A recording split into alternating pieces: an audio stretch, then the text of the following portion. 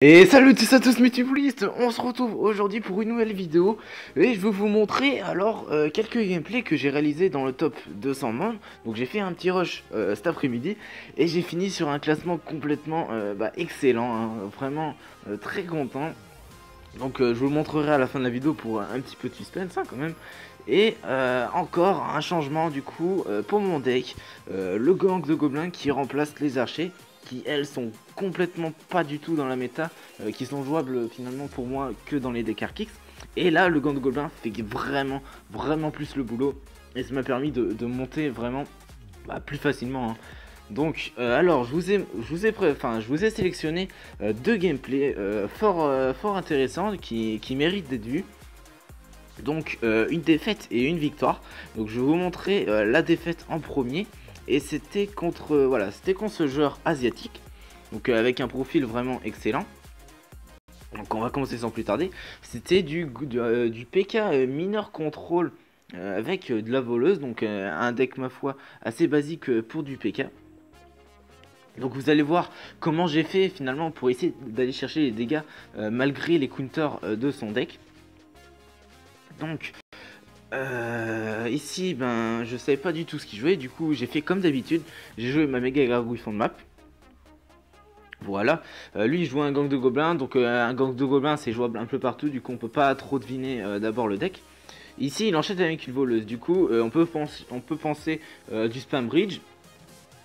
Et c'est pour ça alors j'ai agressé directement pour voir finalement les counters qu'il avait à notre cimetière. Ici là heureusement pour nous il a raté son poison, du coup nous ça nous permet de mettre énormément de dégâts, vraiment beaucoup. Et là on prend quand même un désavantage en élixir, mais c'est pas grave, on a commencé déjà à bien gratter. Ici il décide de mettre un PK fond de map. Donc un PK de fond de map c'est assez risqué, mais étant donné que mon deck il n'y a pas vraiment de grosses troupes à défendre, il peut se le permettre, hein. Je pense que c'était la bonne stratégie. Mais malgré tout, j'ai la T2E, donc il sait pas que je la joue. Alors je la place tout de suite, voilà, au milieu de la map, hein, parfaitement bien. Sauf qu'il joue les chauves-souris ainsi qu'un zap. Mais ouais, non, heureusement pour nous, ça fait le taf, on n'a rien besoin de mettre de plus. Et là on est fou dans l'élixir, mais il tente quand même une agression. Du coup nous on défend pour le même nombre d'élixir, mais il met quand même un petit peu de dégâts avec son mineur. Donc c'est pas très grave, hein. La mini contre-attaque à droite, je vais rien mettre de plus, hein. Je vais plutôt continuer à gauche, du coup, voilà, avec un cimetière comme ça, solo. Solo, pourquoi? J'avais rien d'autre à jouer et j'ai pas voulu jouer de Valkyrie fond de map ou quoi, pour pas qu'il puisse mettre de contre-attaque finalement. Donc là, il a avantage en élixir. Finalement, c'est pas forcément une nouvelle chose, puisque là, on peut savoir de quel côté va-t-il attaquer. Du coup, on met le bullis du bon côté. Voilà, on va encore préparer une défense. Et là, la T2E, il me semble, je vais la placer différemment. Donc, pour éviter les chauves-souris. Sauf que, ouais, il va tenter une agression à gauche. C'est très bien joué, mais moi, voilà, je vais défendre parfaitement. Voilà, je prends 0 dégâts. Et vite, comme j'ai les gobelins à lance encore en vie, j'en profite avec un cimetière pour pouvoir les tanker. Du coup ça force une voleuse, voilà, ça force une voleuse. Moi je mets la gargouille puisque je savais qu'il allait mettre forcément quelque chose pour défendre les gobelins là, sinon ils auraient fait trop de dégâts. Du coup ça force encore une défense pour notre méga gargouille. Là le sens électrique qui se fait défendre sans avoir besoin de mettre de troupes.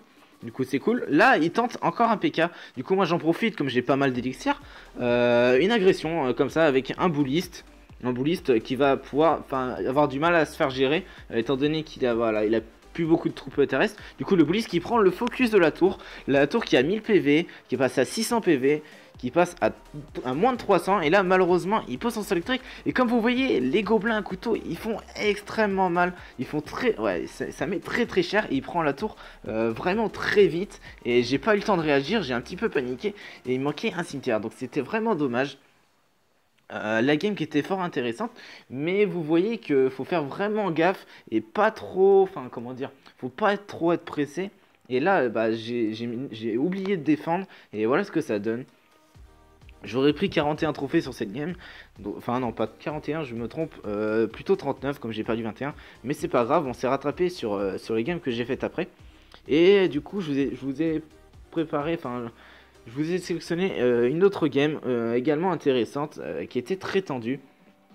Donc c'était ce genre là, un genre de Molos Ballon. Donc c'est avec mon deck, faut vraiment faire gaffe, utiliser les flèches vraiment quand il y en a besoin. Faut essayer, enfin les garder pour la sécurité finalement. Alors j'ai commencé avec un gang gobelin, j'ai pas eu la main de départ que je souhaitais vraiment. Du coup là j'ai une main un peu pourrite. Du coup je mets le cimetière pour voir un peu ce qu'il joue hein, comme d'habitude. Je décide de gel. Pourquoi?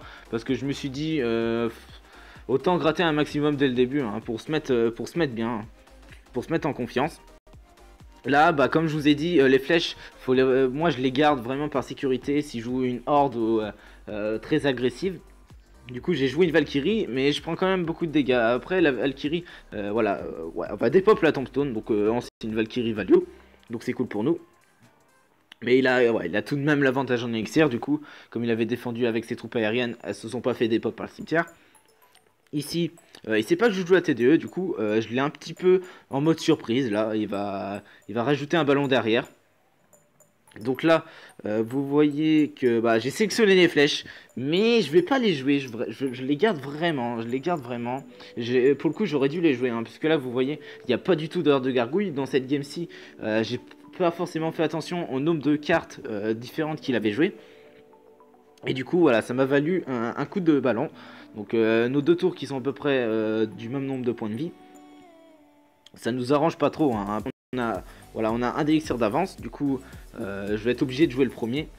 Et je décide de mettre un bullis fond de map, le premier, enfin il me semble, oui, le premier.